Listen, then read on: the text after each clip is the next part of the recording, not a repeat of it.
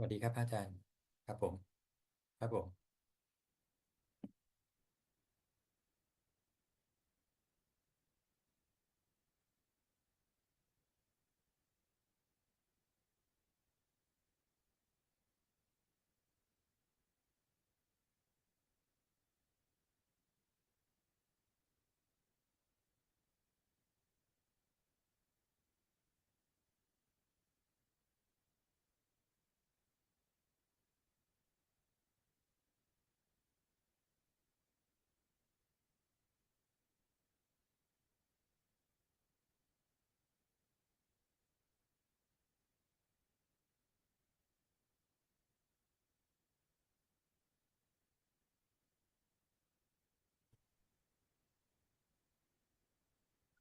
Hello, everybody.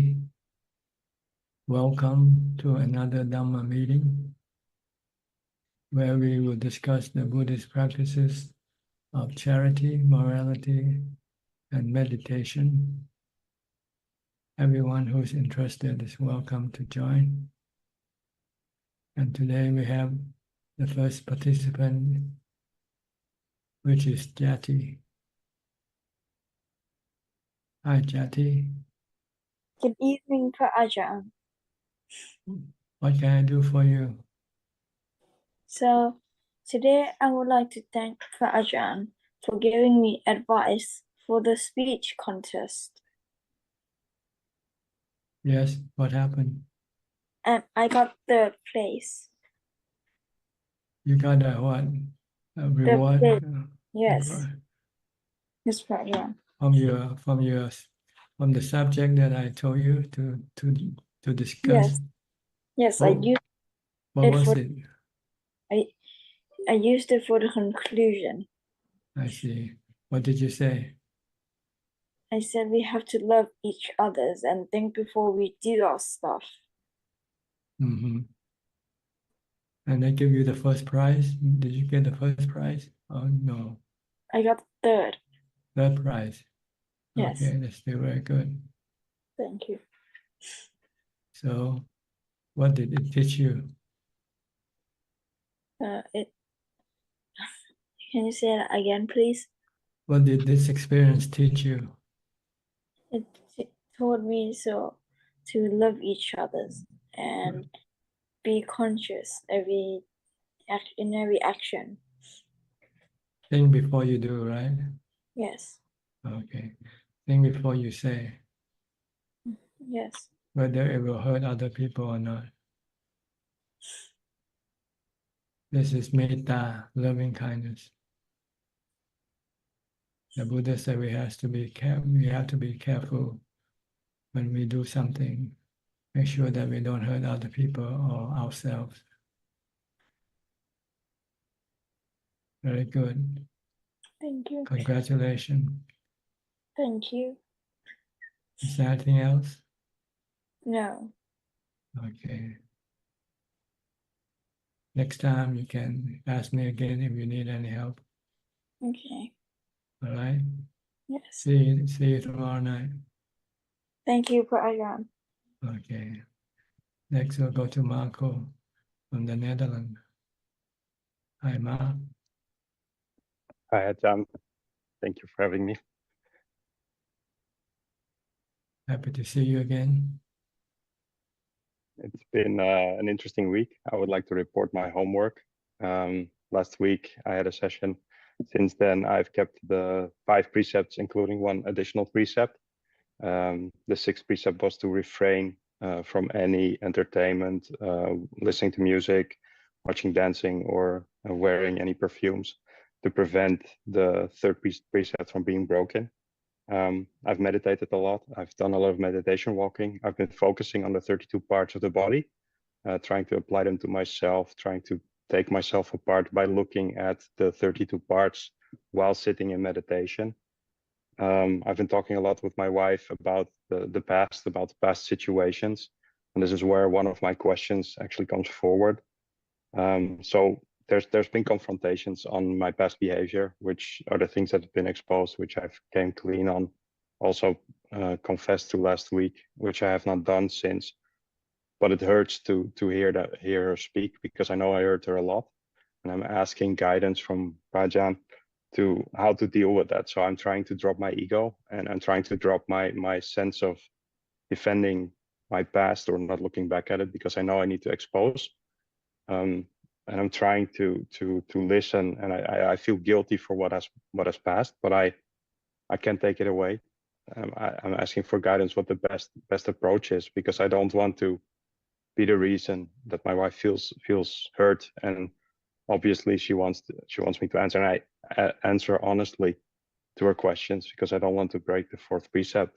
But what's the best approach? Sometimes just being quiet, or just listening and accepting. Well, it depends on the situation, whether you should reply or not reply. If it's not useful to reply, then it's better to remain silent. But if it's useful, make people feel better, then you can reply. But the point is not with them, the point is with you, that you have learned from this past mistakes what the consequence it is. So you don't want to repeat the same mistake again. You cannot go back and wipe out the past, but you can use it as a reminder that you should not repeat the same mistake again. And for the consequence of what you did, you must be ready, willing to accept it. And that's it. That's all you can do. If people want to forgive you, that's fine. If they don't want to forgive you, you can't force them. You just have to accept that some people might not want to forgive easily, quickly. But as time passes on and you have proven yourself to be a different person, then I think this fact will convince them to eventually forget and forgive. The important thing is not to repeat the same mistake again, because you devalue yourself that way. If you want to value yourself higher, then you have to be careful not to do anything wrong, anything bad. Then as time passes on, people can then see what you have done, and then they will then able to accept. And as time passes on, they can forget also. But you cannot expect them to forgive or forget you anytime you like, or not at all for some people maybe. But we have to learn to live and let live. Live with the consequence. Thank you, Ajaan. Yeah, one of the things that I noticed that I was part of my past behavior was exactly what you said, that I wanted to be seen as a nice person, and that's why I was deflecting the question, but also being dishonest and lying about it, just to get the right response, basically, from my own perspective. And that's what I've put aside now that I feel clean, now that I feel that the weight fell off my shoulders, because that's what it felt like. The lies fell off, and it feels more peaceful. So I feel more confident about that. But I do know that was my past behavior, and that's what I'm trying to steer away from. So I'm not gonna use a fib or a lie to make better what is an answer, but I do give the answer, and I do feel the need to be honest about it. One of the other things I started doing is writing in a diary all the observations that I do. So how I feel whenever something happens, because I noticed that reporting that to myself and reading that back helps me to see what my true feelings were. And that also means that I'm trying to break old habits, which I know how to start now, at least. The morals are important. And I now have the feeling I have a voice in my head that actually acts before I take an action. But yeah, I do want to confront these kilesas when they come up, so that I challenge them. Okay, so this is the kilesa, this is now happening, and then not take any action based on that. But it helps to write it down. I'm happy for that. You also need to have the antidote to fight your defilement also. Yeah, and what we're doing is we're watching Asupa every day, and that's helping. It was very difficult at the beginning because I noticed that my body did not like seeing. We've been watching operations, for instance, and the initial feeling is that the I don't want to watch it. That's the feeling I get. But if you keep watching, it does become easier, and I think that helps as a strong antidote as well on trying to want to see the human body. And I'm seeing that now too. I feel more repulsed by it. And I'm trying to practice that also now today. I'm at work, also at work when I see colleagues, I'm trying to see them as basically the components they are. And I'm noticing that slowly but steadily is helping. Yeah, it takes time, but it will be nice to see everybody as the 32 parts rather than as a person, a male or female. Yeah. We're all the same, really. We just like, as far as the body is concerned, we are just the 32 parts, really. And the same happens to everything. And that's also interesting to watch the decay of the body. It doesn't matter what you look like. It doesn't matter how old you are. Yeah. It doesn't matter. It all has the same effect. And that's somehow it gives a little bit of peace to think like that. But there's a long way to go. Yeah, all are subjected to aging, sickness, and death. Yeah, absolutely. Yeah, And body contemplation is very good if you can do it. But if you sometimes feel stressful or feeling repulsed by body contemplation, you can take a break, and instead maybe you can do loving kindness toward all people also. Sometimes we can overdo the body contemplation and make us despise everyone. yeah, that's a good one. And even ourselves, you know. I think that I have Sometimes that we get biggest disgusted with our own problem. body. Then you have to show loving kindness to everybody, yourself and other people as well. Yeah. So you have to be careful. Sometimes the mind can go from one extreme to the other, from love to hate. So when you know it goes to the hate side, then you have to pull it back. Bring it back. The goal is to bring it back into the neutral. No hate, no love. That's merely knowing. Just the knowing, the observing. Yeah. And I have one more question. So in my meditation, I'm noticing that when I'm sitting down on meditation, I started to sit down on the hard floor. So we have a stone floor at home that I'm sitting down on, and then my knees hurt a little bit in the beginning, but I'm still noticing that after a while I feel nice, and then I fall asleep again. So then I just do the walking meditation. But where does the chitta really go at that point? Because it really feels like when it comes back that there was no pain until it comes back, and then the whole body hurts. You're gone to sleep. When you run out of mindfulness, you fall asleep. Yeah, and the training of the mindfulness. So when I do, is it recommended indeed to use the walking meditation? Because I noticed that then the sleeping doesn't happen, obviously, because you're walking. But that does help grow with the mindfulness, and then the suggestion is to sit down in meditation afterwards. Yes, walking is to help increase your mindfulness.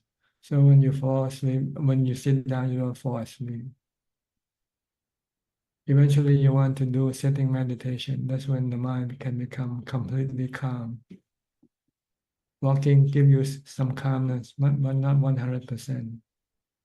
True. Yeah. Okay, let's do these two things: mindfulness and meditation, and mindfulness and meditation, and also sometimes contemplating the body as being impermanent, aging, sickness, and death, as having no self. That's the composition of the 32 parts, or the 4 elements. One day it will break up and return back to the 4 elements. Thank you, Ajahn. Okay. Wish you luck. If you keep persisting doing this thing, you will be protected. The Dharma will protect you. But I feel good. I feel good to do the prayers in the morning. I joined my son and my wife, and I have a feeling that it gives me more strength to continue. And yeah, the loving kindness bit I have to work on towards myself as well, because I still have a lot of hate for old me. Yes, be careful. Sometimes it can become quite bad. Hating yourself.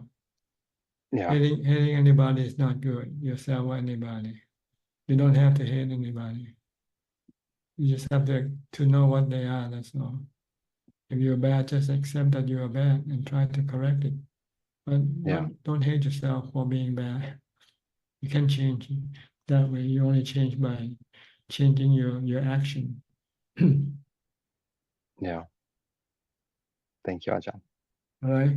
Good luck to you. Thanks, Ajahn. Okay, next.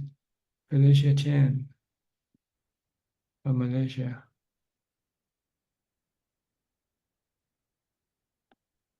You have to unmute first. My practice remain good.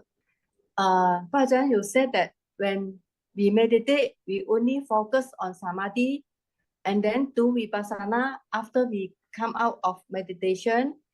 These two should be practiced at separate time. May I know, do beginners or anagami also practice in this way? Thank you. Everybody's practicing this way because they are two separate practices.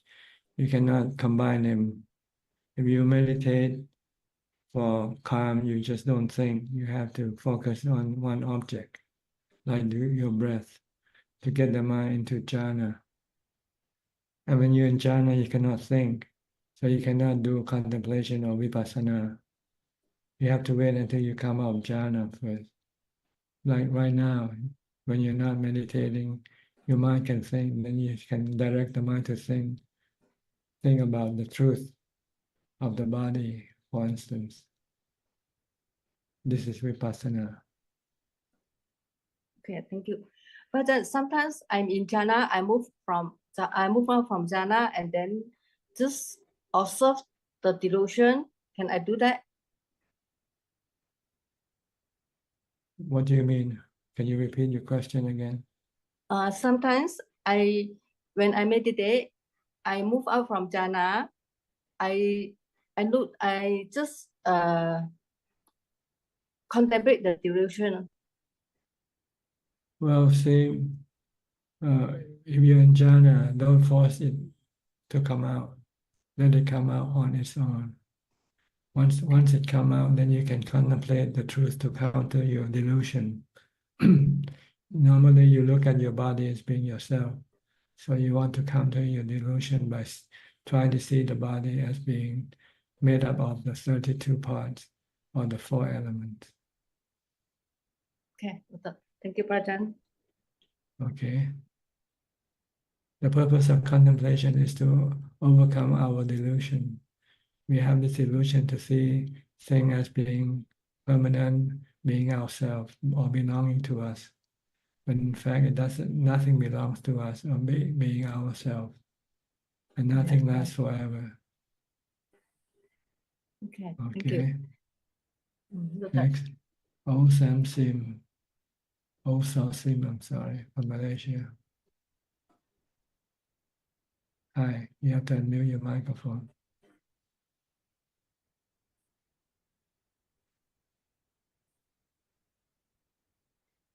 You haven't yet unmute. I think Felicia have to, okay, mute her microphone now.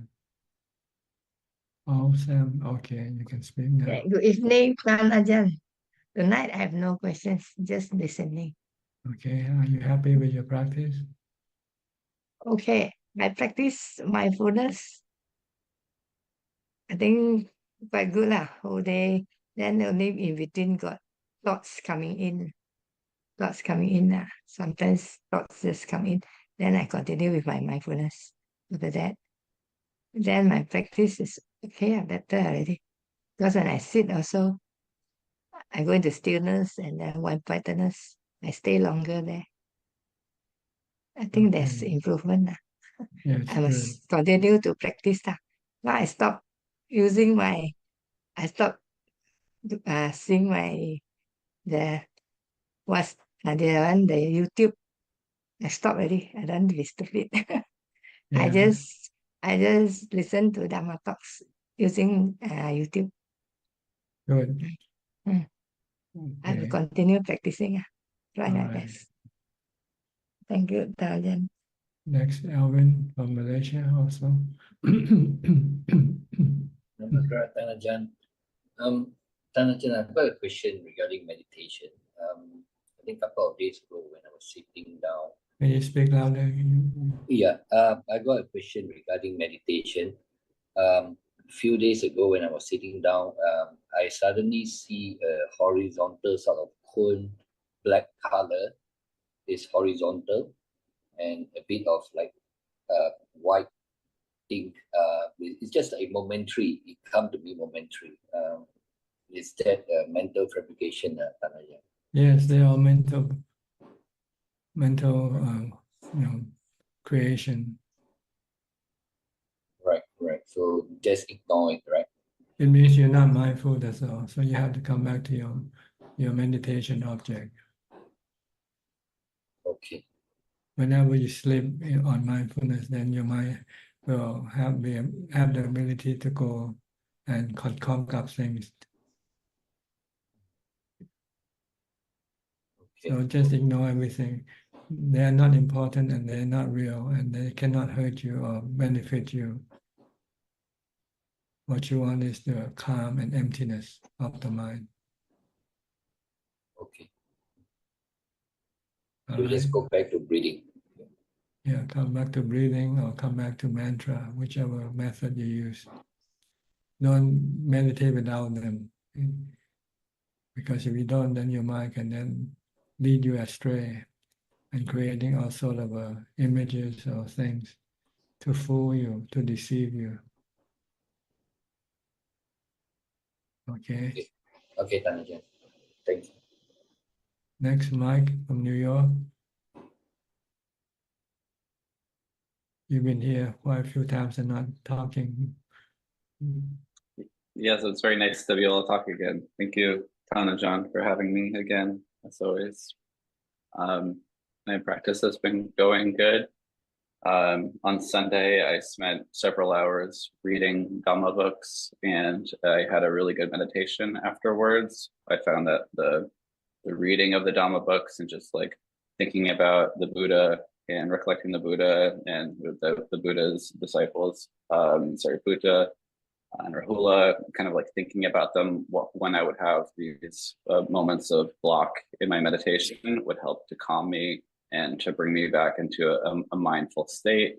Do you suggest things like that? Like, like if we're having trouble meditating, kind of like, almost like, recollecting the Buddha or like going back to one of the Buddha's followers. That was a really positive example as like a means of like generating like metta and like mindfulness.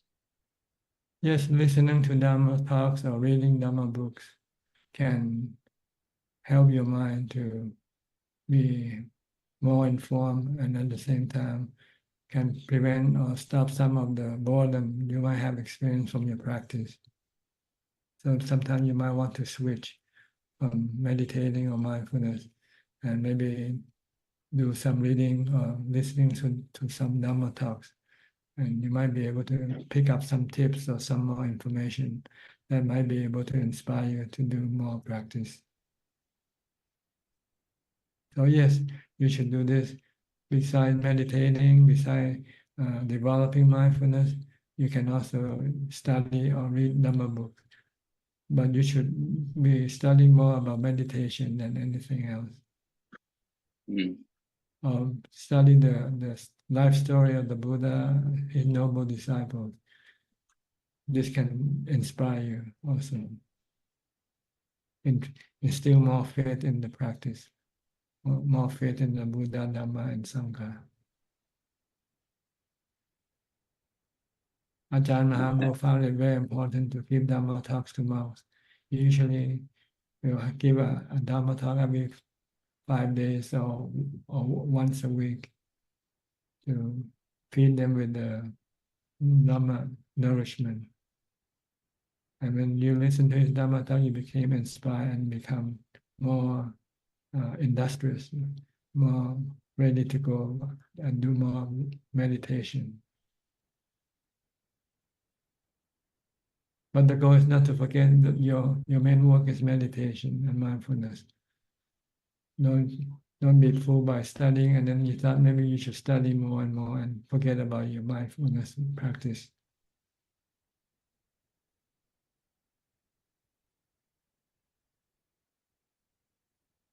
Does that make sense? Yeah, that makes a lot of sense.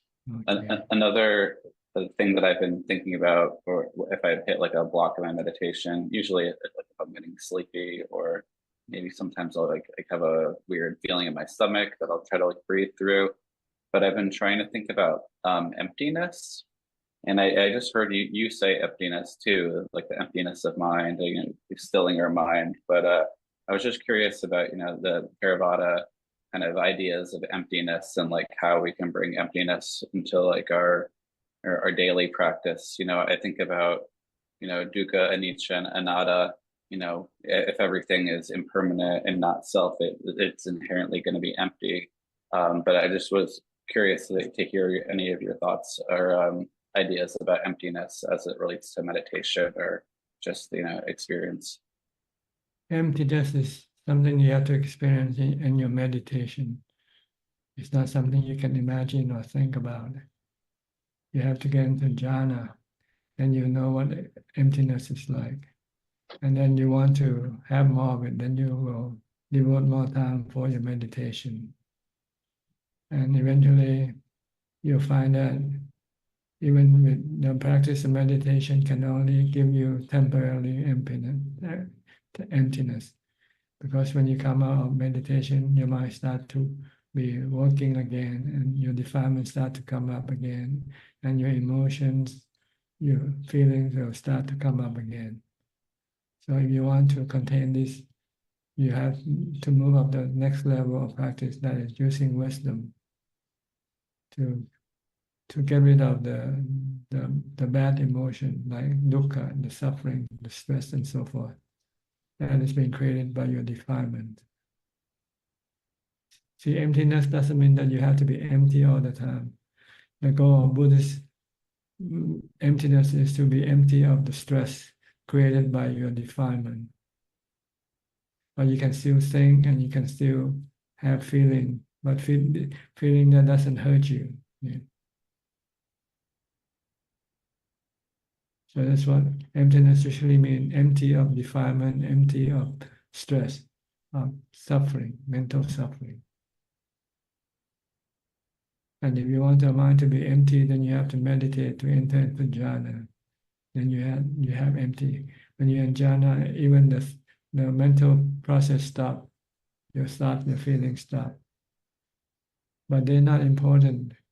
They're not the culprit. They're not the one who caused you problem. The one who solves your problem are your defilements. So you want to get rid of this defilement. You can do this temporarily in meditation, in jhana. But when you come out, your defilement will come back up again.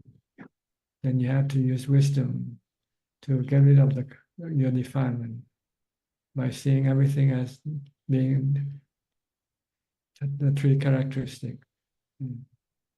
When you can see everything that, then your defilement will disappear from your mind. And your mind will be empty of stress and defilement.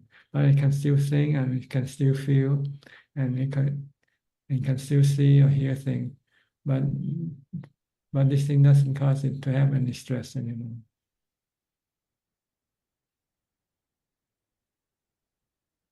That's what emptiness means in Buddhist practices.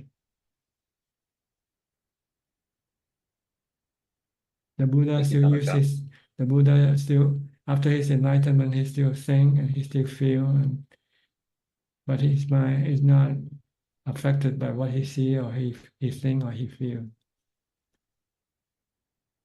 His mind is empty of stress, anxiety, worry, agitation, fear.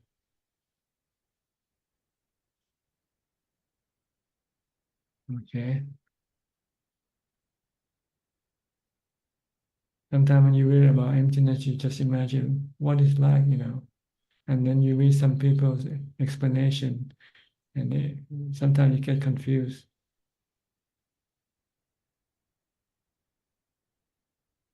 So emptiness is really, in Buddhism, is the emptiness of suffering. The first noble truth, or the third noble truth. That's what emptiness is, nirodha, the cessation of all suffering.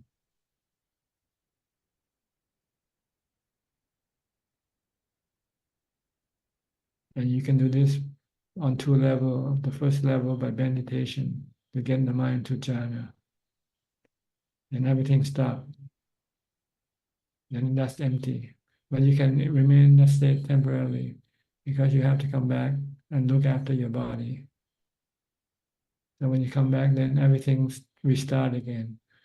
So you have to use wisdom to get rid of the suffering that comes with all the other things. Your suffering, your defilement come up with your thinking. When you start to think, then you start to have defilement. Oh, I want this, I want that.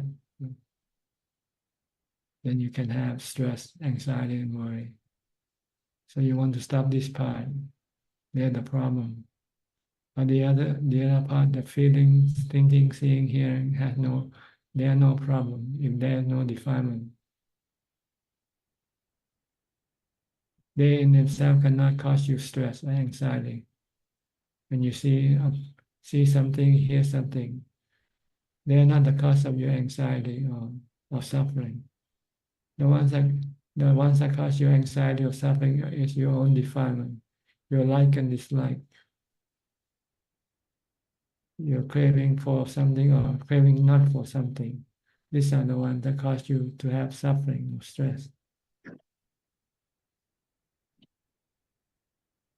The Buddha and his noble disciple, after their enlightenment, they still see things just like we do, hear things like we do, but they don't have any stress from seeing things or hearing things,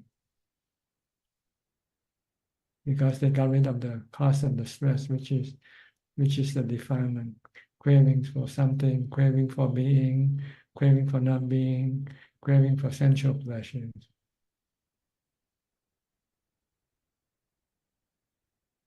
That's what it means by emptiness. Empty of defilement, empty of stress, anxiety, worry, or suffering. Okay? So you need to do a lot of mindfulness to get to the first level of emptiness, which is jhana. Then you see how good it is to have the mind empty.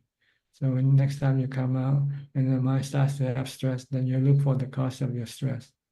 And the Buddha said the cause of your stress are your cravings. So stop that craving, then your mind will then remain empty again, empty of stress, even though the mind can see or hear things, but they are not affected. What you see or hear will cause you any stress or suffering. What causes the stress or suffering are your own cravings toward those things that you see or hear.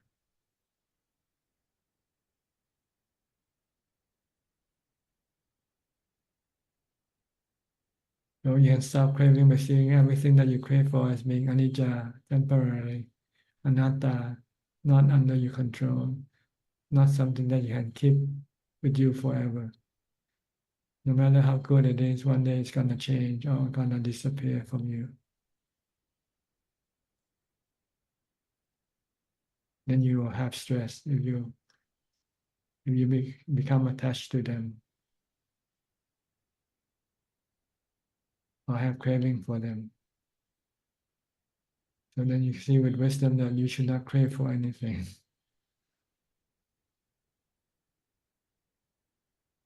Okay. Anything else? That's it today. Thank you, Ajaan. Yeah, okay. Next, Kok Seng from Singapore. Kok Seng.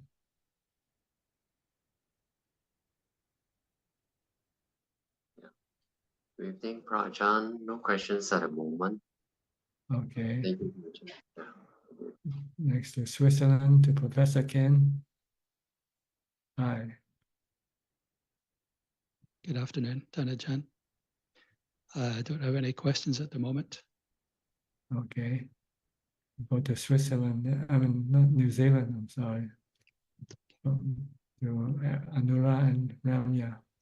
Good evening, Ajaan. Good to see you after some time. Yeah, a lot of good teaching. So, yeah, emptiness of suffering. I never thought that way. So it's a good something to think about. Yeah, we always think is emptiness is nothing, but it's emptiness of suffering, and vipassana. That's a good contemplation.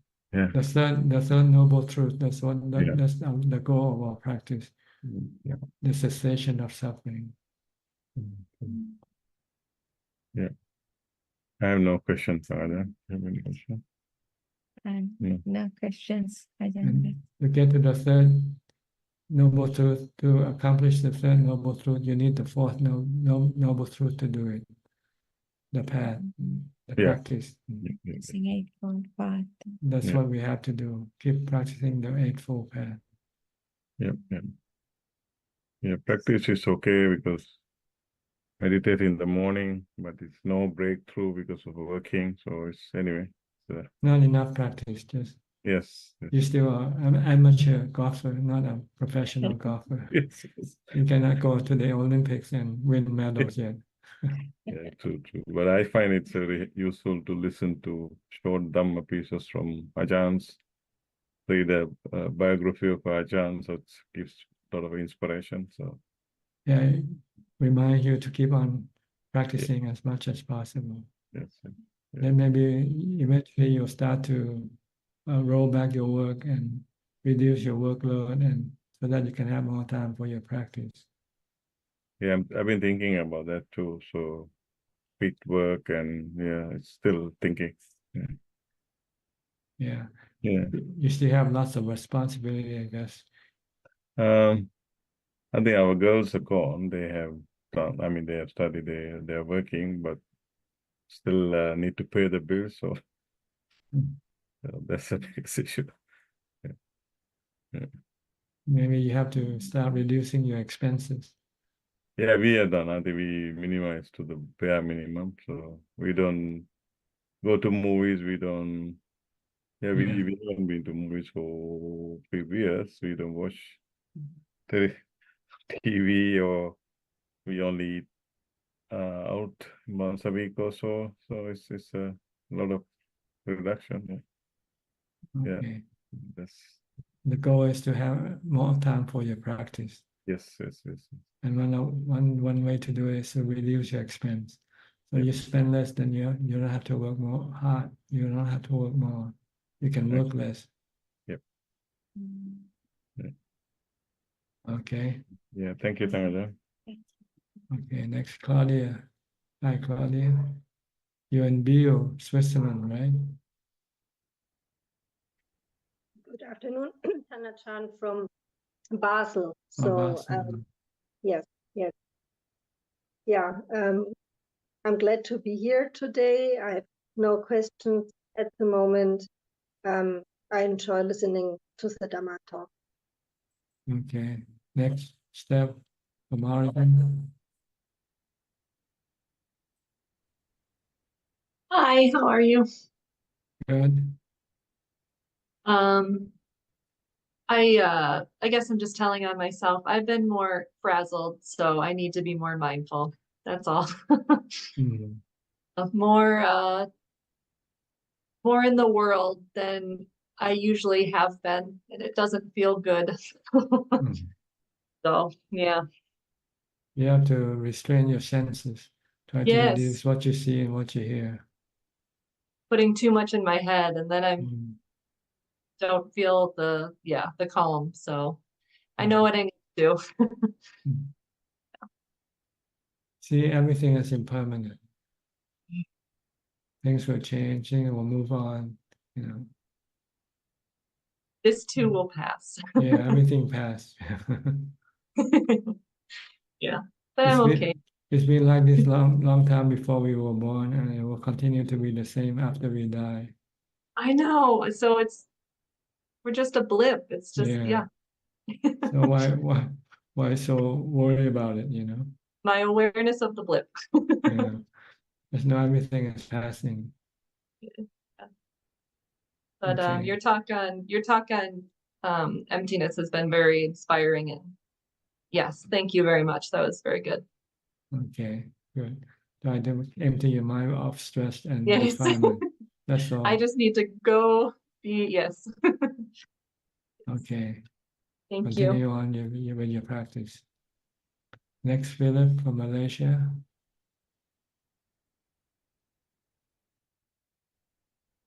Good evening, Tanjan. Hope you're doing well. Don't really have a question. I've been practicing, and as I said, slowly chipping away the defilements. Just a small little note that I stumbled upon today. I was looking for some of your teaching on the internet, and I came across a website that prints poster. I mean, there's something called Dharma poster, and has your teachings and things like that. Is it anything related to you, or just somebody who just set it up? Yeah. I mean, it's all your teachings that you've been mentioning it over years, and then their posters over it, and I saw your face is on Flickr, or something like that, and you can actually print those things. I mean, I was just looking for it, maybe to put the teachings in my office, and even in my house, some of your sayings over the years, quite inspirational, and good to remind me. So I was just wondering whether is anything to maybe the devotees have set it up, or Probably someone who enjoy doing this. okay. I don't know. Yeah. It's not under my name, right? Not under the. Actually, I have it. Yeah, it's a Dharma poster, and then it has your face on it. Yeah, because when I type Ajaan Suchart, and looking for posters, or looking for pictures or anything like that, I have it. I mean, Is this on Facebook or on the internet? no, Flickr. Flickr on Flickr. Yeah. Flickr. I don't know. I don't use Flickr, so I. Okay. I thought maybe it was one of the devotees or anything that set it up. But Probably because even on Facebook in the Thai, people can just share and post whatever they want on their own Facebook page. All right.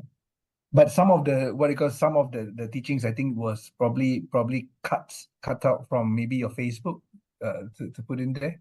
Yes, probably. Yeah. As long as it's useful, use it. If it's not useful, just throw it away. Yeah.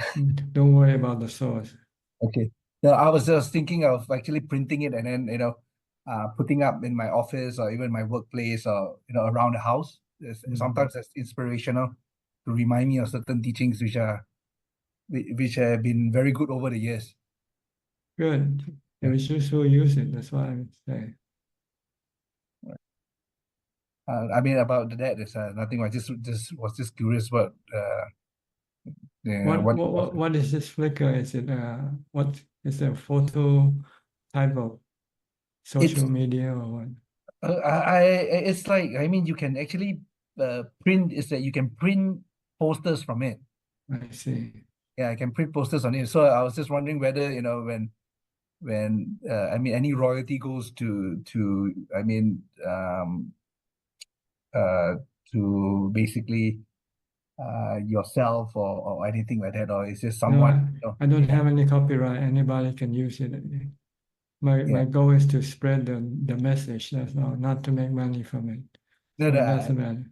Yeah, I understand. I mean, I just didn't want someone to misrepresent, or maybe use the opportunity to make money off you.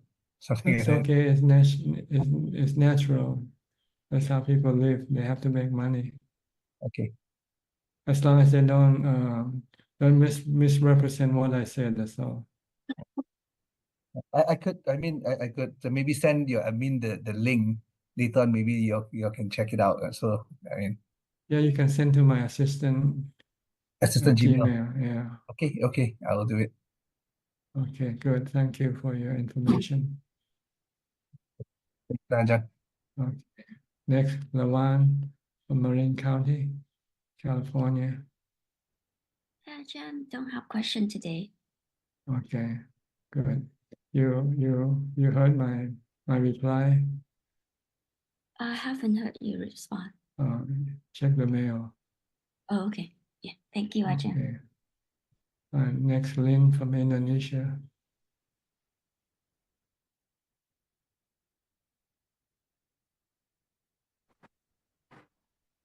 Good evening, Tan Ajahn. Yes, how are you? I'm very good. How are you, Ajahn? Good, thank you. That's good. I've got questions to ask today. Sure, go ahead. Yeah. I have been meditating regularly during morning time and evening time. But lately, I put more efforts in meditation practice. So I spend Sunday time the whole day for just mindfulness and sitting meditation. But I find out that the next day when I go to work, I get irritated more easily. So That's because you don't have the same surrounding environment like you had when you were meditating. So you were able to maintain your mindfulness. But when you get involved with people and things, you lose your mindfulness, the level that you used to have when you were alone. See. okay. So it's all about mindfulness, whether you have it or not. If you have it, then you can remain calm and cool. When you lose mindfulness, then your mind starts to run all over the place. Okay. So what would you suggest me to do? Well, try to maintain more mindfulness when you have to go out and meet people and things. Try to use mantra, recite mantra, keep your mind cool and calm. You don't have any mindfulness at all, right, when you get out of the house. Yeah. So your mind will react to things, react with like and dislike, and then you will start to have good feeling and bad feeling rising from your reaction. So does that mean we need to reach the fourth jhana or become an arahant to maintain the like stable mindfulness? Yes, as soon as you become the first level of enlightenment, you start to have a certain level of control. Not completely yet, but as you move up the ladder, you will have more control of your mind. Until you reach the fourth level, then you have complete control of your mind. With mindfulness and wisdom.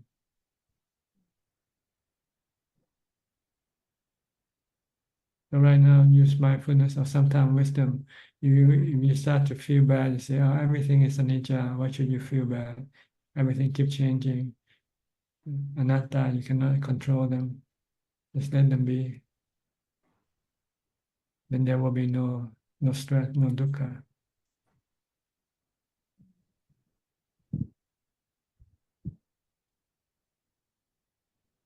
Okay. Anything else? I've got one more question.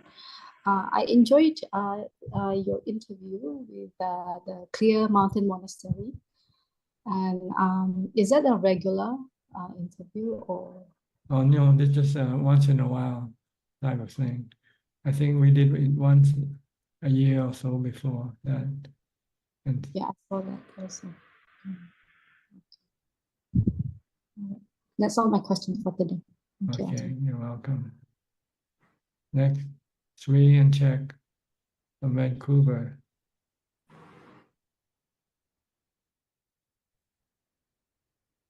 Good evening, Tanjan. Yes, good morning to you. Yeah, thank you. No check today, so I saw her just now. yeah, she has to go and prepare because we have to go to Vancouver early today. I see. Yeah, we had to go last week preparation for our next week's exam. So yeah, she has to go and prepare. Okay. Yeah. So far, no questions, Ajahn. Just try Okay. to stay mindful. Just come by to say hello. Yes. Okay, good. After next week, then we'll free. Okay. All right. Yeah. Yeah, Yeah. you better go get ready. It might be. Yeah. This is the week, yeah, we are getting prepared for our exam next Monday. Okay. So Hope it's you a pass the lot. exam with flying Yeah. colors. Thank you, Ajahn.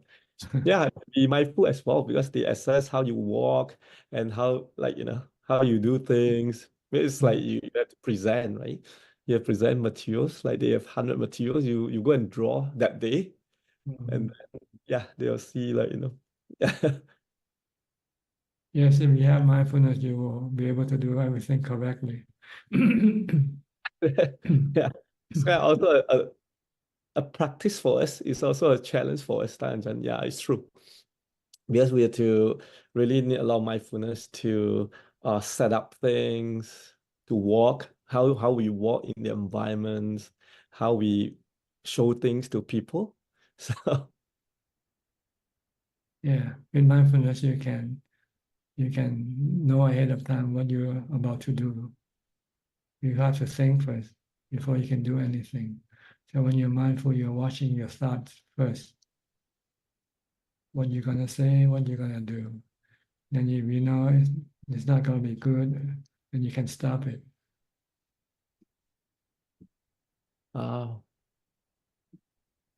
yeah,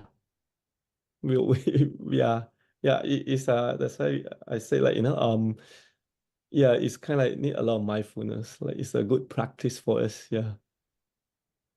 Okay. Yeah. I'll see you later, maybe next week. Okay. Yeah. After next Tuesday. All right. Take care. Thank you, Ajahn. Thank you. Okay, you're welcome. Next, Aparajita from Dubai. Good evening, Prajan. You have to speak louder. Okay. Can you hear me now? Yeah, better now. Okay, I think it's just the speaker. I will make it a little bit louder.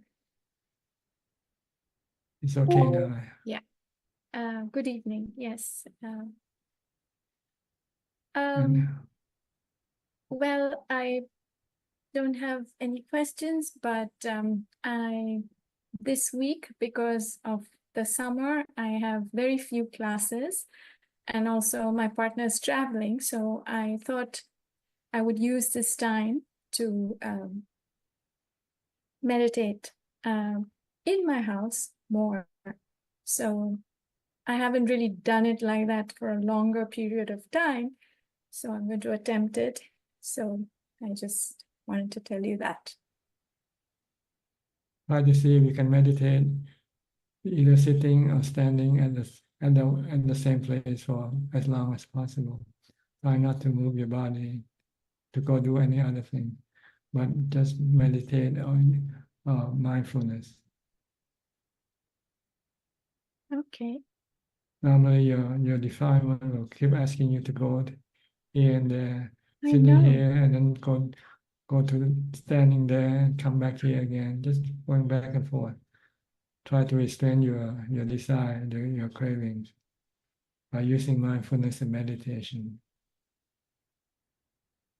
You don't have to cause any physical pain yet. Just after you sit for a while, you feel painful, then you get up, stand to relieve the pain. And after you have stood long enough and you feel like you want to sit, then you can come back and sit. You can sit on a chair if you like. The goal here is not to cause you any physical pain yet, just to restrain your craving, restrain your mind from running around, doing nothing.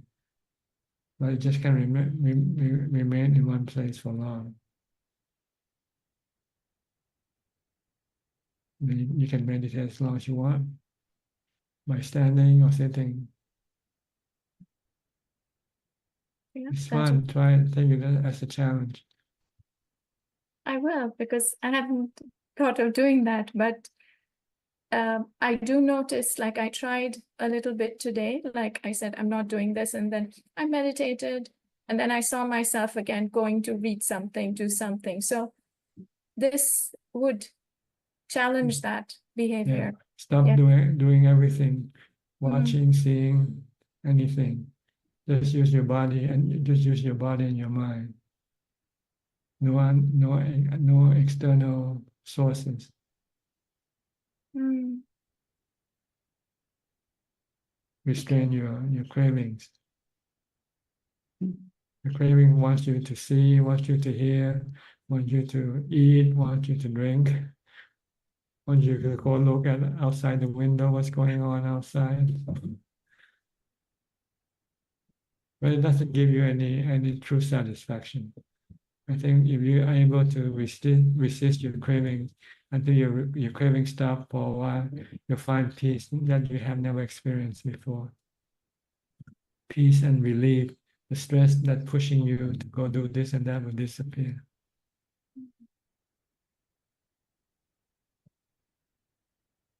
Okay? If you're alone, nobody disturb you, then you can do this.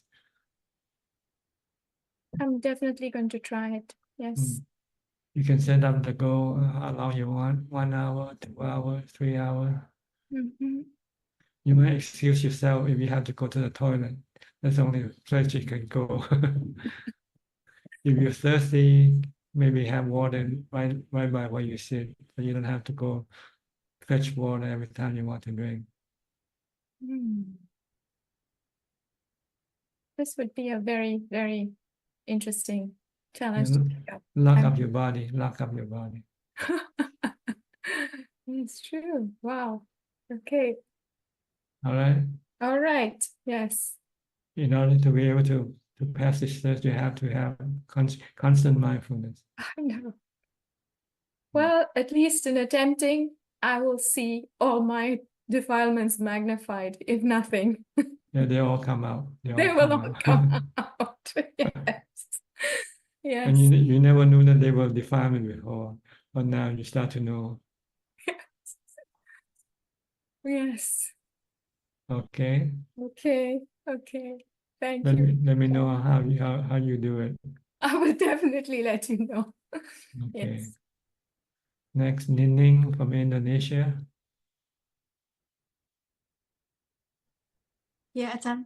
Good evening, Ajahn. Yeah, Good evening to you. yeah. I want to thank Ajahn about my present condition because now every day I become more calm and happy. I can say that I'm happy almost all the time. And what makes you happy? Because you make more money or anything like that?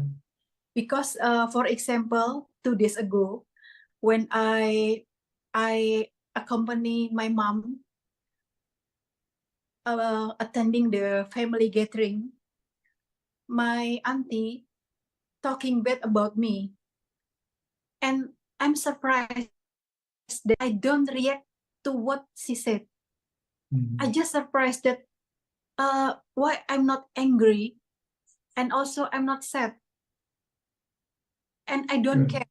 I don't care, and I'm surprised that wow, why no reaction in my feeling. I don't have any reaction to what she said, and I don't even I don't want to make her disappoint by explaining this and that. I think I don't care. This is not important for me, because I don't want to make my mom also sad, because if I react to my auntie, my mom will become sad also. So I just happy inside, and then yeah, I just I just don't react, and also I become calm, and but inside I don't know, I'm very happy. Oh, this is the happiness of not reacting to any of the situation. Is that correct, Ajahn? That's right. Your mind, Yeah. If you don't react, then your mind remains calm and peaceful. Yeah, that's why. Oh, this is it's very worth it. I mean, this is maybe this is the result of my practice also, because I can make priority. What I don't have to react to anything. That's right. That's the goal of practice, is to let everything come and go. Yeah, and then actually now I'm still working by selling the beauty and wellness product, and I want to ask Ajahn, because every of the product, the vitamin or supplement, I think it will I mean that is there are experiment before they sell the product. I mean the experiment will like using the mice experiment. So is it including, I mean, I don't want to make mistake about my the way I make living.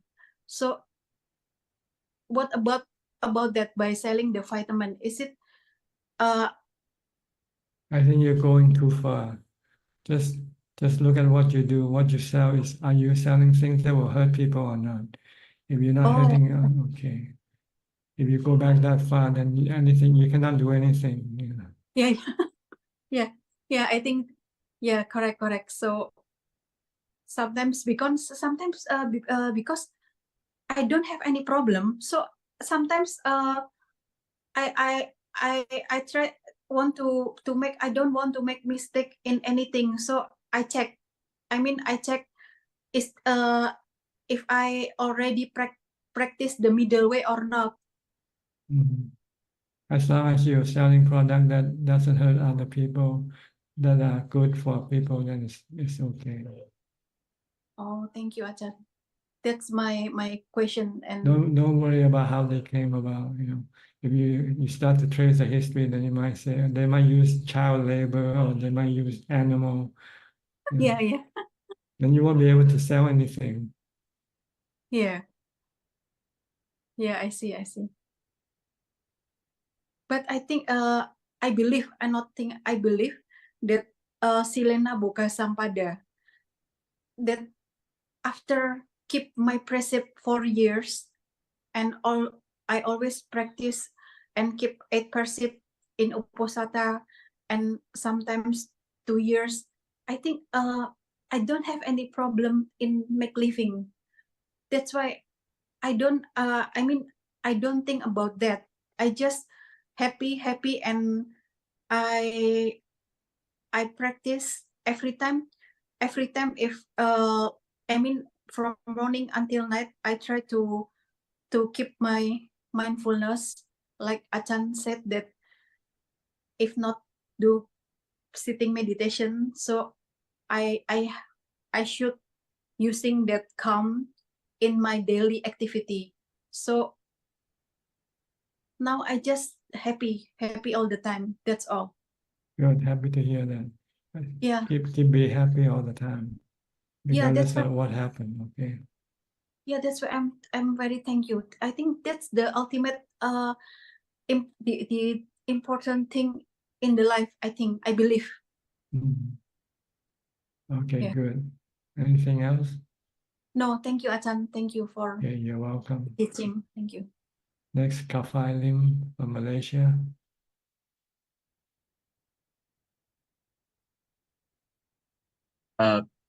Good day to you, Ajahn. I don't have a particular question for now. Okay, we'll go to Toronto now, to Dr. Vidi, PL and Indira.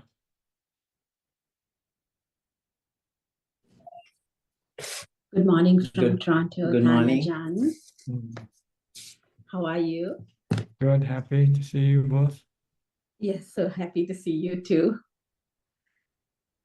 Actually, I can relate. I was going to tell you the same thing, and Yin just said it. Even me, it used to bother me so much, like especially people close to me, family. when they said things. And I'm so happy, like after listening to you and joining this group, learning from you, I've learned to become so much more equanimous. And it's not that it doesn't bother completely, but easier to let go and be happy. So I just want to say thank you, Pinsinduveva. The Buddha said, whatever you see, whatever you hear, just know, don't react. Yes.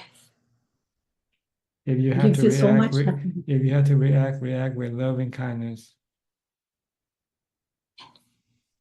Or with rationality.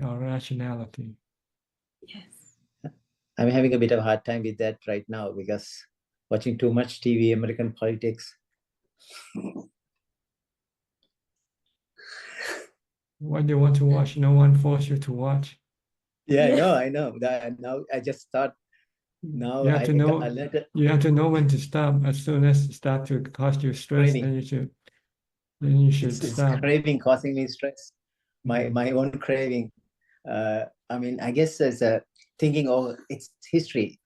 Okay, history already made it in the past too, like many times, So why it's going to be another form of history making? So who cares? But still, keep going to my phone, watching CNN.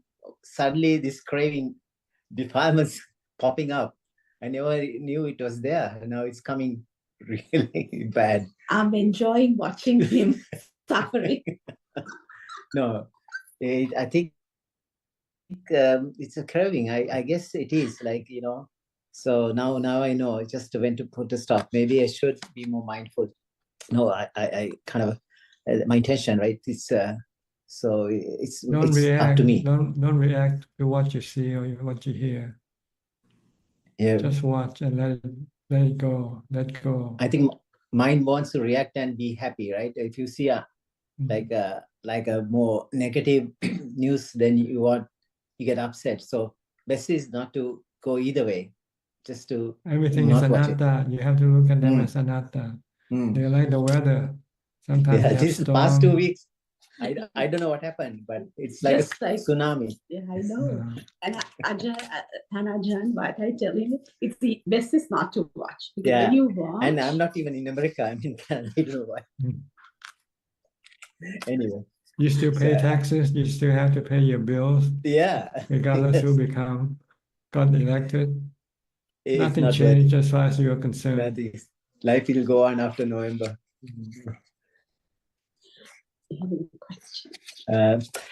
The one thing I think you have emphasized this a lot before, samatha vipassana, as two techniques is not very clearly defined in sutra texts, because every time Buddha said to practice jhana, and also he gives very clear instructions to samatha, anapanasati, breath meditation. Many Anapanasati Sutra, mindfulness on breath, and also Satipatthana, the 4 foundations of mindfulness, but never as one sutra text talking about vipassana meditation technique.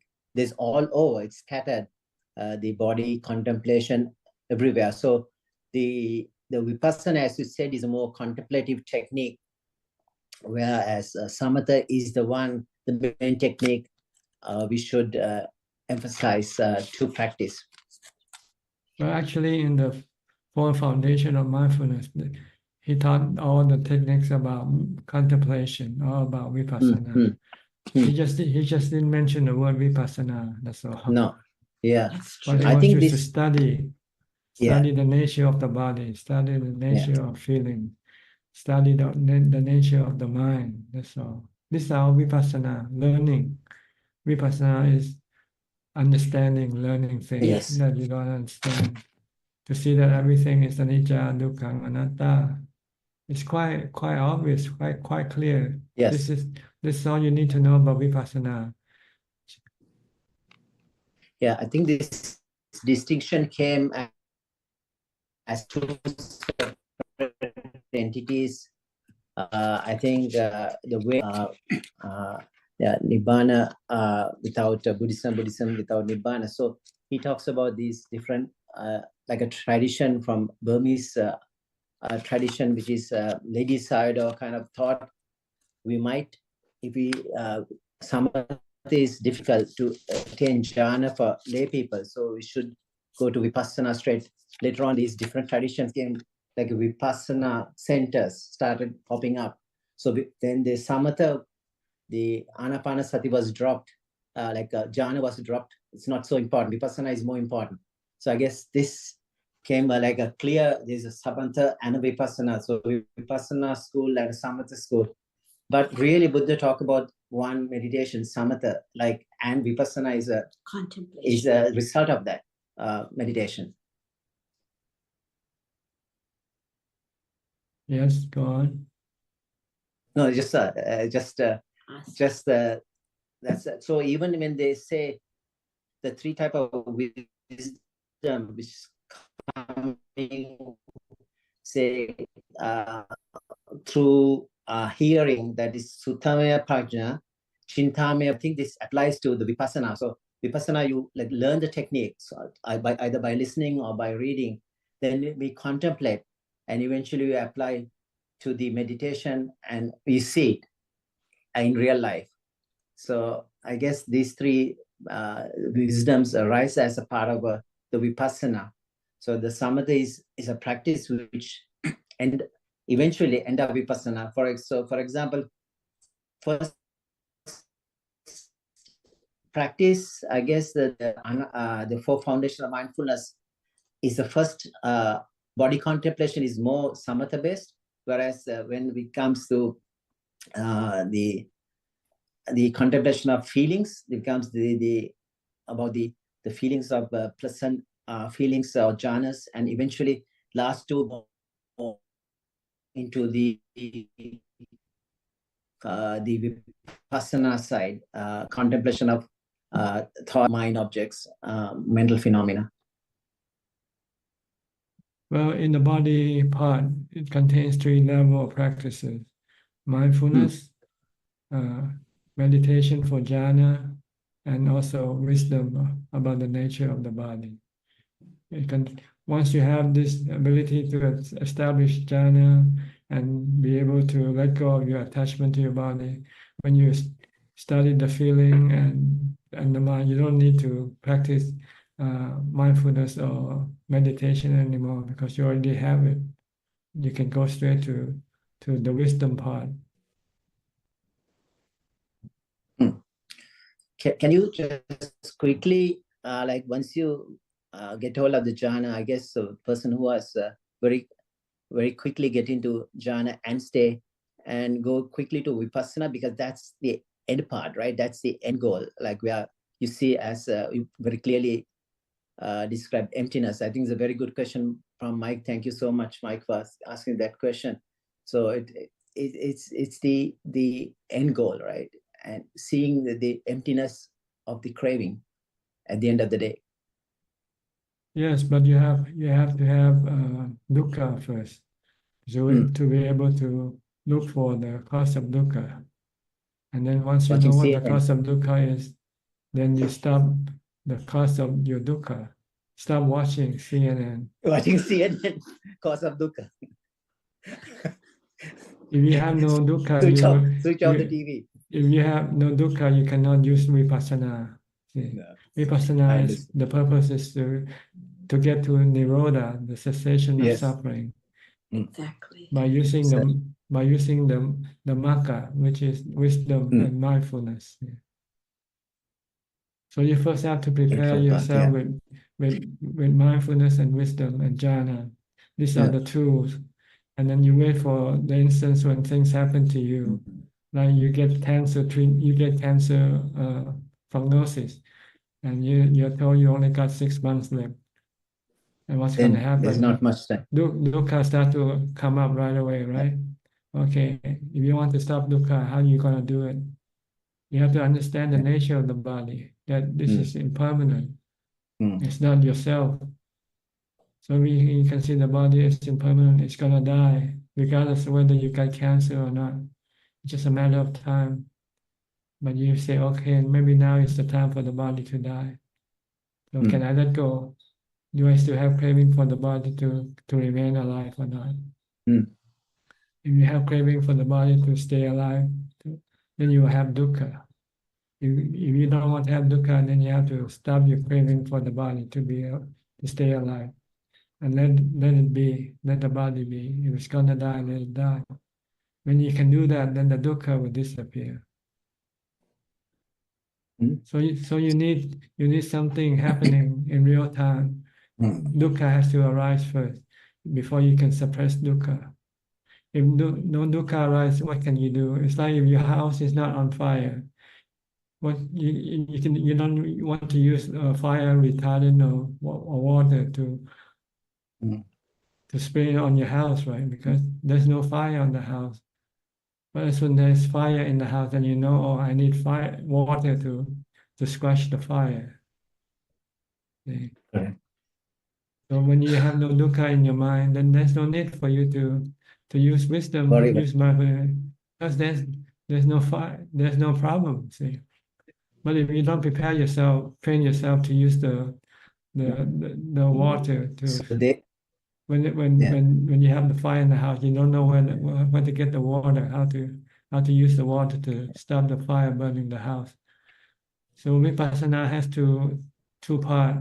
One is training, preparing yourself to stop your suffering when it happens. Once you know how to do it, and then you wait for the real time, the real thing to happen. So the human world is kind of a realm is more conducive because the dukkha is quite apparent, but maybe perhaps you don't wish to be on a God realm. Maybe you may have not dukkha. You're not interested in learning the Dhamma because there's so much bliss and happiness and along eons of years in that realm, right? So human realm, because your body is suffering, it's going to die soon. So you strive with diligence. That's the last words of Buddha.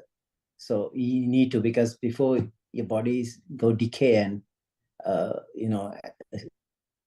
sick and die, you need to grab the teachings, the reality.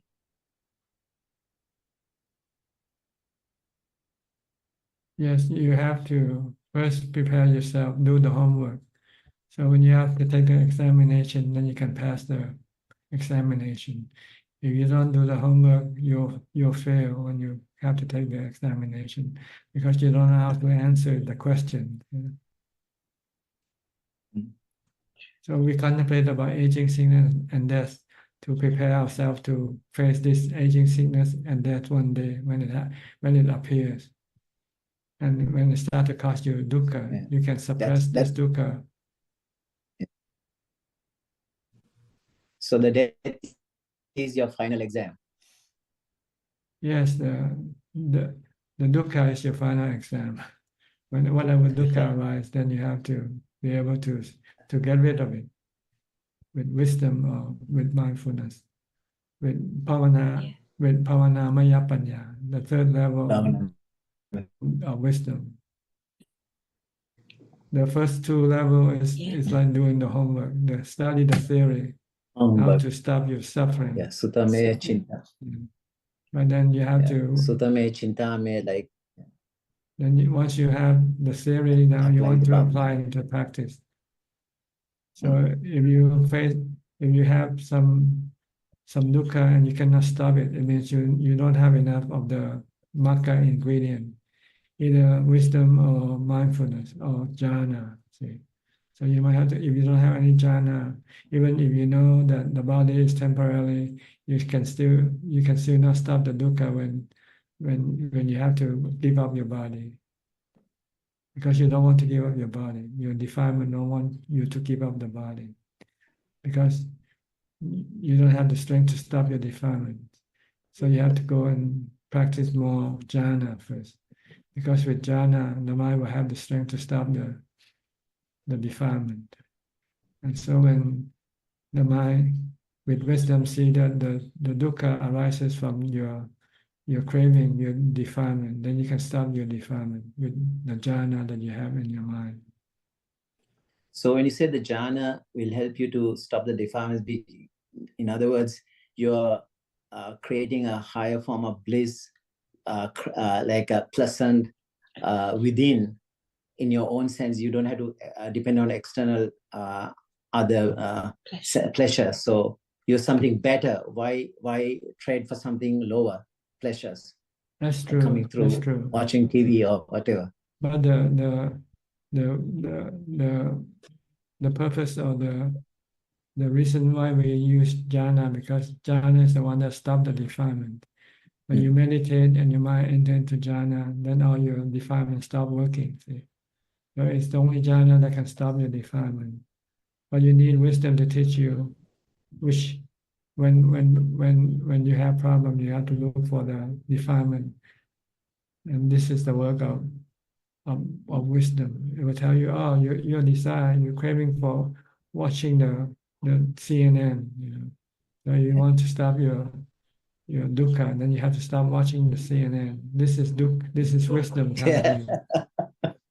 Going to be tough. I'll try. But if you don't have jhana, you might not be able to stop watching.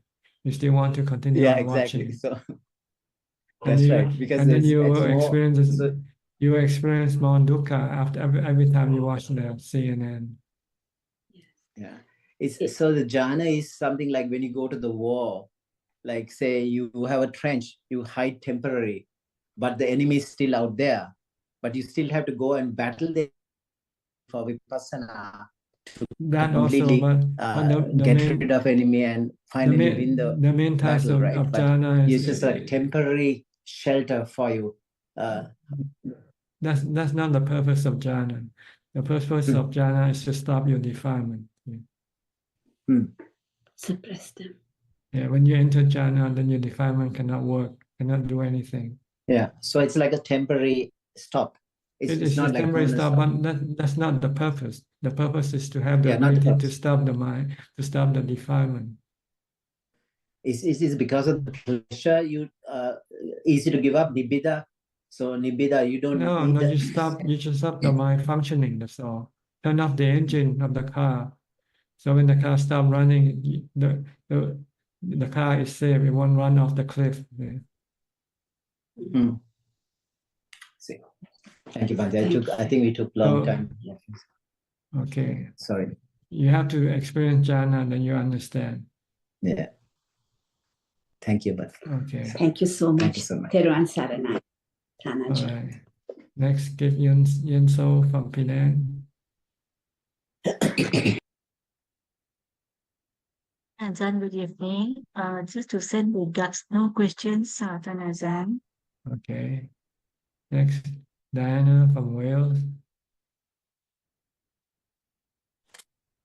Greetings, Tanajan. I got my feelings hurt this week, and it took me rather by surprise because normally I'm all right.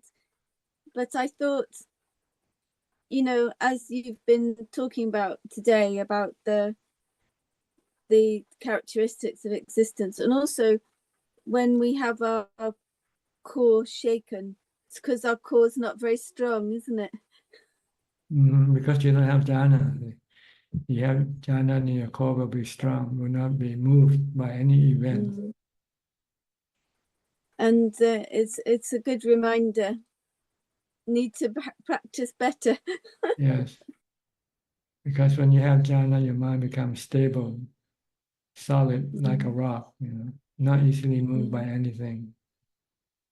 It's funny that gap between our knowledge and our ability to put it into practice. Studying is easy, practicing is a lot harder. Yes. But study don't give you as much result as practicing. So you have to do the practice. You have to keep meditating. And eventually, when things happen to you, anything happen to you, your mind can remain unshakable.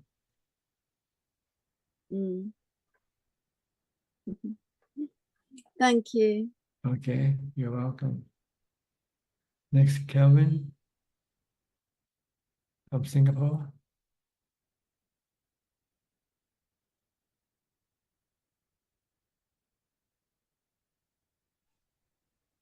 Good evening, Ajaan. Can you hear me? Yes, go ahead. Okay. I have been meditating longer and more these days. When my mind is in stillness, I feel that I'm in a pitch dark universe, and then the mind becomes very sharp and clear. So that should be in a samadhi state. Am I right? That's right. So, but during certain sittings, longer sittings, I will feel a bit of joy. Longer time, maybe probably after 20, 30 minutes, I will feel a bit of joy. So is that still in samadhi state, or Yes, it's moving to the jhana stage? well, there are different level of samadhi, not full samadhi yet. When you get full samadhi, everything will disappear. All you have there is emptiness in the mind. Okay. So it's not about the happiness that we develop during meditation that differentiate samadhi and jhana state, right? It's the same thing. Samadhi is jhana.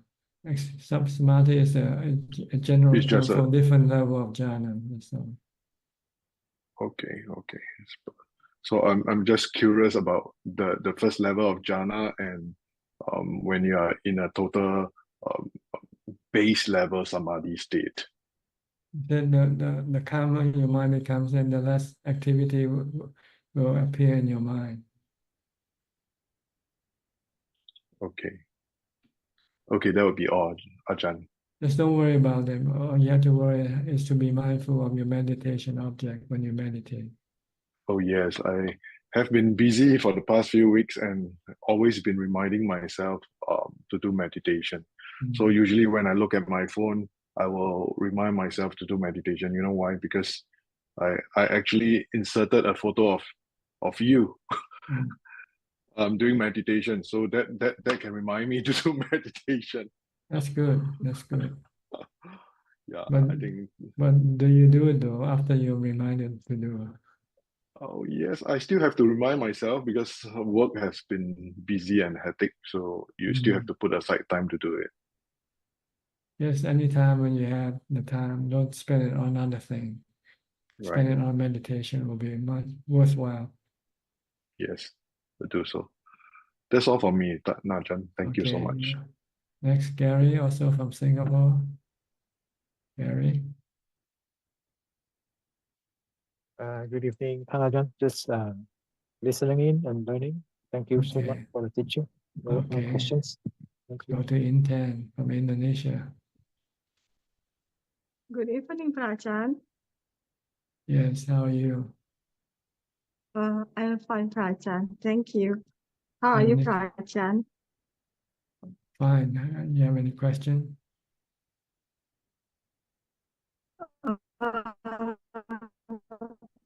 Yes, I have one question. Ajahn, if a person continue their living as usual,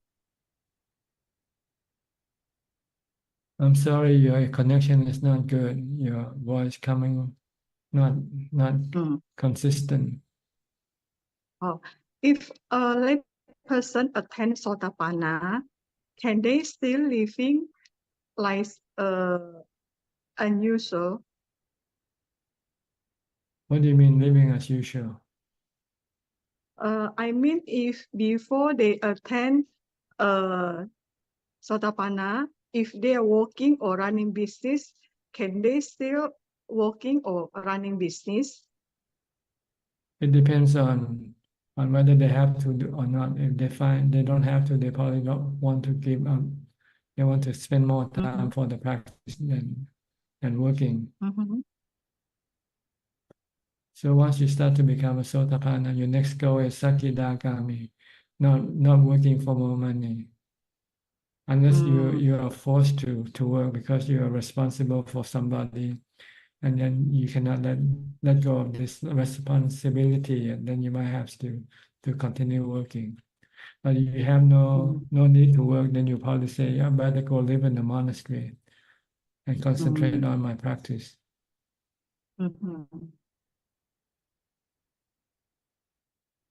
Okay? Yes.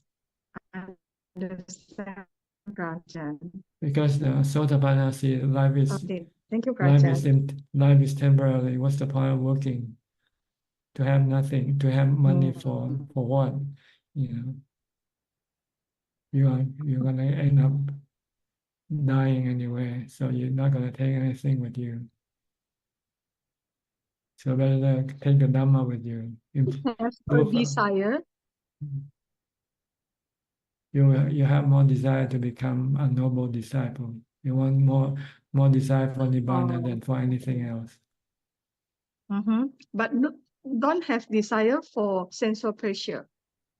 There is still desire which you have to eliminate by the practice of super contemplation.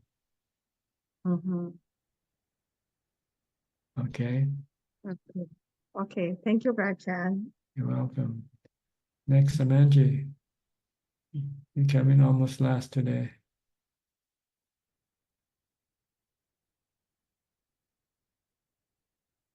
I have just 2 questions today, Ajahn. Go ahead.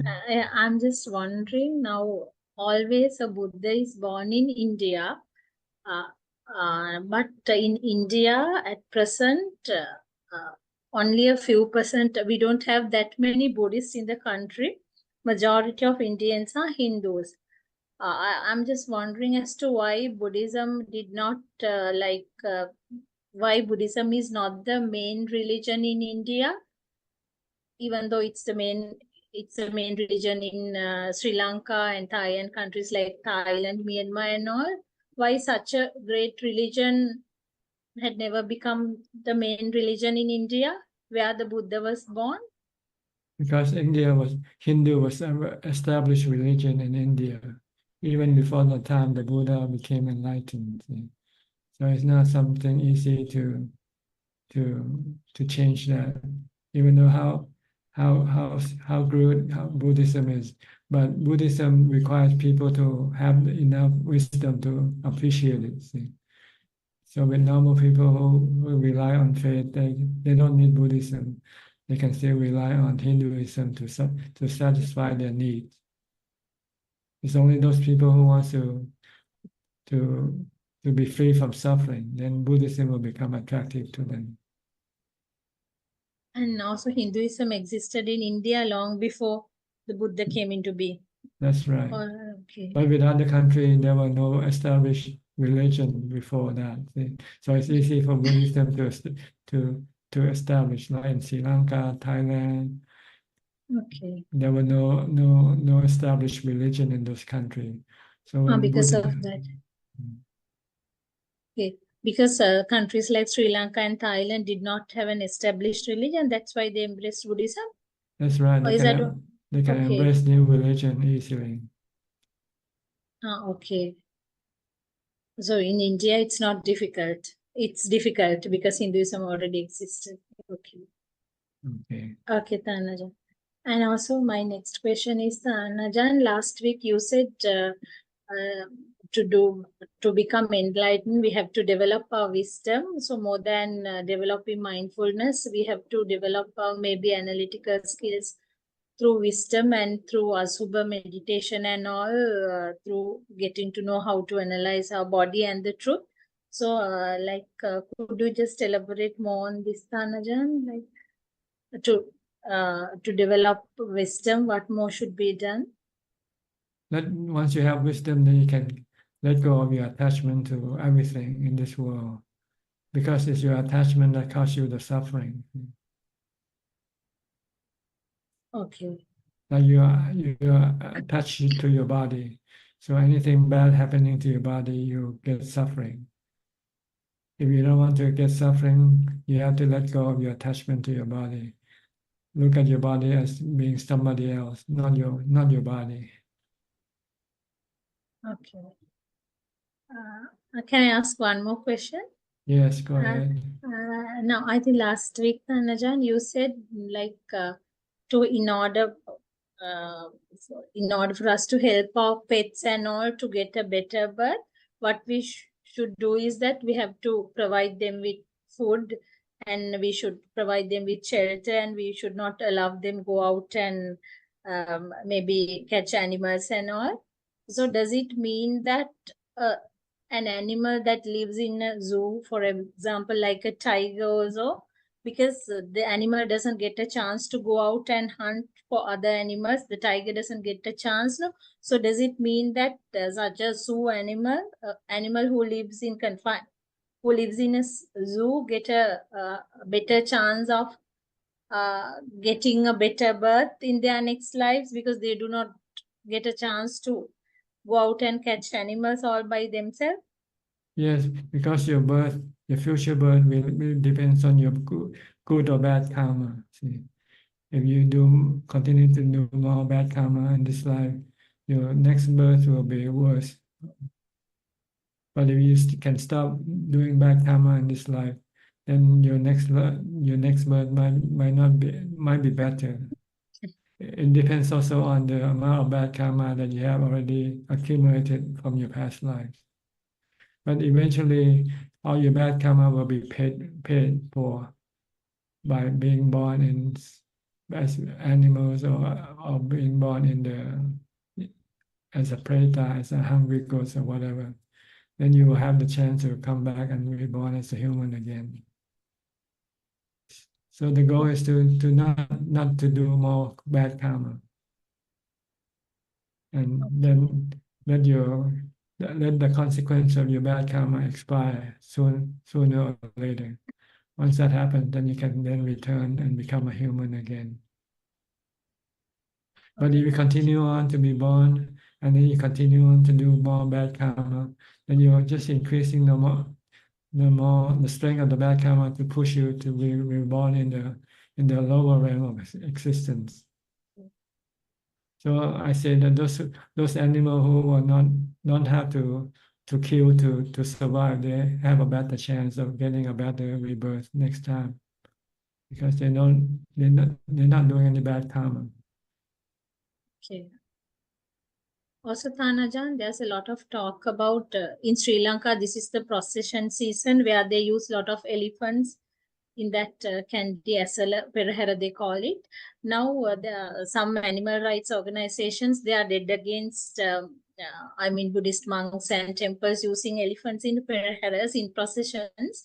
Now, the elephants that are being used for processions they are tamed ones, and like they have to, they are more tamed, and does it mean that they have a better chance of getting a better birth in their next lives than a wild elephant? Rather? Yes, because then they don't have to kill, they don't have to steal. Elephants anyway do not kill, because they just eat grass and stuff. Still, sometimes they might have to protect themselves by killing other animals. Just trying to kill them. See. Okay. Okay, Tanajan, that's it about it. That's all for today, actually. Okay. I'm sorry I joined late. Wish you good luck and happiness, Tanajan. Thank you. Thank you. Next, Diana. You're the last one, Diana, today. Anjali. Good morning. How are you? It's always I'm always very happy to be here. Good to see you. Yes. I was able to things that were being answered to my questions, I guess over the last 3-4 weeks, like anatta, you were mentioning to me, watching everything as anatta, and just possibly I thought that I was doing that prior, but I challenged myself and I was able to just let go a little bit more of control of things that I didn't have control over. And that did reduce the tension that I was feeling. And it surprised me that the idea appeared that this practice didn't necessarily have to be experienced by me so difficult to apply in daily life. Like for instance, if my daughter was awake at night and didn't want to fall and was experiencing, I saw it as like out of my control, and we got up, we chanted, and then she was able to go back to sleep. So, instead of me being frustrated, attached, having a peaceful just a second.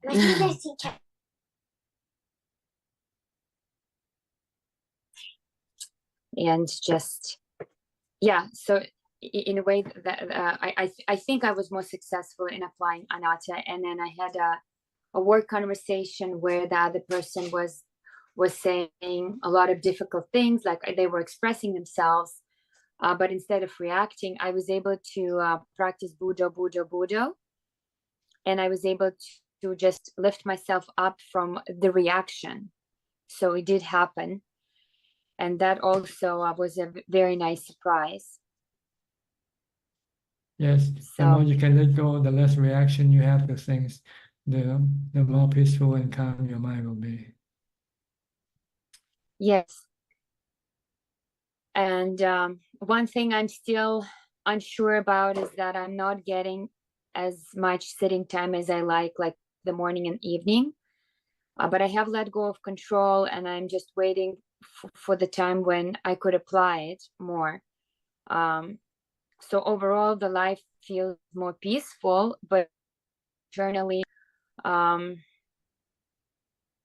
don't know. One thing from today's session is I know people were reflecting and speaking about vipassana, and I realized that for myself, the confusion that I had in my mind actually been a resistance, like some kind to only practice the mindfulness, because the training that I received previously was like a 1/3 mindfulness and then switch to vipassana. And I watched my mind in resistance and in some fear to that.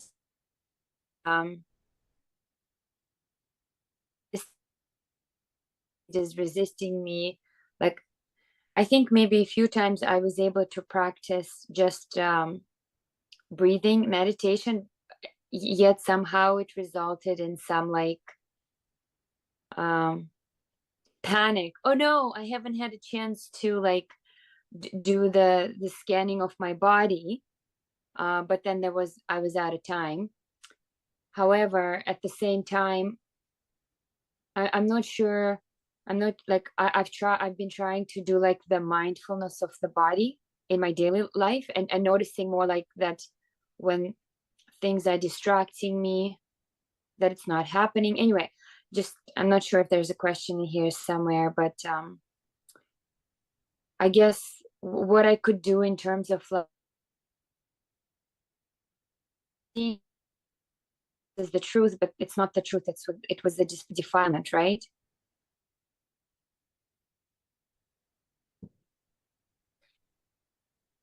What do you mean, defilement? I think the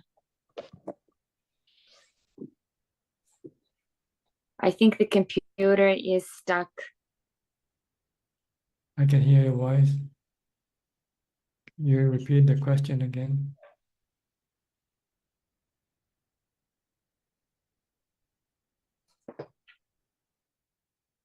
Your connection is not so good today, I guess. It's now stuck. She's freezing now. Okay. Okay. Okay, unmute again, Dana. Please unmute your microphone. Maybe stuck again. Okay, can hear you now. So what was the last thing that I was able to I couldn't hear you at all. Yeah, you were asking me something about meditation or mindfulness or something like that. Yeah, I talked a lot before I realized the computer was stuck, and now it's stuck again, I think. No, I still can hear you. Yeah, okay. The question that appeared was, what could I do to help my mind? I realized that the resistance I was experiencing was the defilement, like the resistance to mindfulness somehow in my sitting practice. Yes, you have to use persistence to Okay, I'm to stuck overcome your again. defilement. You have to be persistent and you practice the mindfulness, regardless of how you feel. You say, whether you feel like doing it or not, you say, it's like taking medicine. When it's time for you to take medicine, you just take the medicine, whether you like to take it or not. Mindfulness is like medicine. So you just have to keep on practicing mindfulness, whether you like to do it or not. Because it's good for you. The connection is so bad, I'm not getting anything you're saying, but I'm hoping the video would catch it and I could listen to the answer. Okay, maybe I'll talk to you later. I'll go to some other question first, and I'll come back to you again. Maybe the connection will be better. Okay, could Yes, you, okay, I feel a little bit. we have any question? Namaskaran. We have 7 questions this evening, and the first 3 questions are from the assistant Gmail. The first question is from Rohini. My mind easily slips away when I recite left, right mentally during walking meditation. Does saying left, right verbally slow down the meditation progress? No. The next question is from Sarasi from Switzerland. Question 2, if one finds it difficult to enter into jhana, can he still do contemplation on the body and enter into the stream enterer status? He can contemplate, but the problem is he won't have the strength to let go of his attachment to the body, because his mind is not strong enough to let go. The defilement is much stronger. The attachment is the defilement. So if you want to be stronger than the attachment, then you need to practice until you get to jhana. When you get to jhana, it means you have strong enough mindfulness to stop your attachment, your defilement. The next question from Sarasi. When thoughts come during our meditation, how should we treat them? Do we have to ignore them by thinking they do not belong to me or they are not self? Don't think at all, just come back to your meditation object. It means your mind is not mindful. Then you start to think with what is happening, then you might end up thinking a lot more than you expected. So better not think at all, just come back to your meditation object. The next 3 questions are from Facebook. Question from Ayi. Namaskaran Thanajan. I use anapanasati for meditation object. After I sit for an hour, sometimes I can deal with my pain. I can accept the pain and continue to meditate, but sometimes when my mind starts reacting and can't deal with the pain, is it okay if I use putto or chant itipiso to calm my mind to stop thinking about my pain, or I have to be strict with anapanasati? My friend said that if I change the object when the pain comes, I will never get any progress. Please guide me, Thanajan. No, you can change. Sometimes your mindfulness of breathing is not strong enough, so you might have to use the mindfulness that you get from reciting the mantra or chanting. The next 2 questions are from Aun from Malaysia.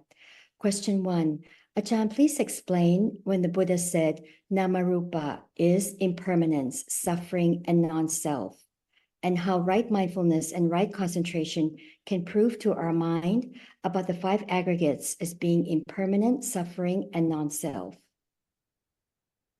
Well, you have to study the nature of the body and the mind, which is make up the 5 aggregates.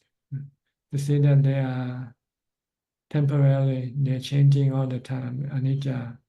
They are anatta, they're like the weather, you cannot control them. See? And if you are able to see them as such, then you can then let go of your attachment, because you know that it's useless to try to control your nama rupa or the 5 aggregates, because you cannot. If you want to control them, and when you cannot do it, you'll get dukkha. If you don't want to have any dukkha, then you have to let them be, leave them alone. The next question from Aun. Can Ajahn please explain whether ghost realm and the 31 existence deva realm has 5 aggregates, or this realm only has 4 aggregates, or same as human, which has 5 aggregates? Yes, the ghost realm or the spiritual realm have no rupa, no body. So they only have 4, Vedana, Sanya, Sankhara, Vijnana. And the last question is from Dr. V Channel, Kunwarawi Veena. Dear Thanajan, I run a small business and often deal with contractors who are tricky, irresponsible, and take advantage for their benefit. Please guide me, Dhamma, to effectively interact with them. Well, you cannot change them or force them to be honest or whatever. But you can protect yourself by not letting them fool you or cheat you. That's all you can do. That is all, Ka. All right. Diana didn't come back yet. So we have Belinda. Hi, Belinda. You have any question?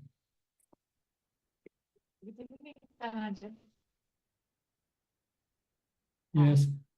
Any No question? No question. I practice mudita.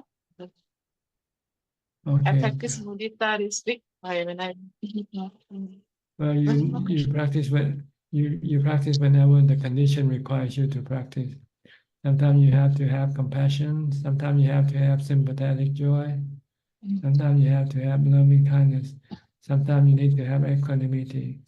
So it depends on the situation that you are in, and you have to know which one is the appropriate Dhamma to use. Okay. Well, I think we don't have any more participants. Everybody seems to have asked all the questions, and I think we almost run out of time. So I think maybe this is about a good time for us to call this meeting to an end. Thank you for your participation. I hope this meeting is useful to you and can help you advance in your practice. In the meantime, please stay safe, be mindful, and keep on practicing. And if all goes well, I'll see you all at the same time next week. Thank you and goodbye. Thank you, Ajahn. Thank you, Thank everyone. you, Ajahn. Goodbye, Thank Thanajan. you. Thank you, Amy. Goodbye, everyone. Bye, everyone. everyone. Thank you, Thank Amir. you. Good night. Bye-bye. Good night, Thank everyone. you. Bye-bye. Thank you. Goodbye. Thank you.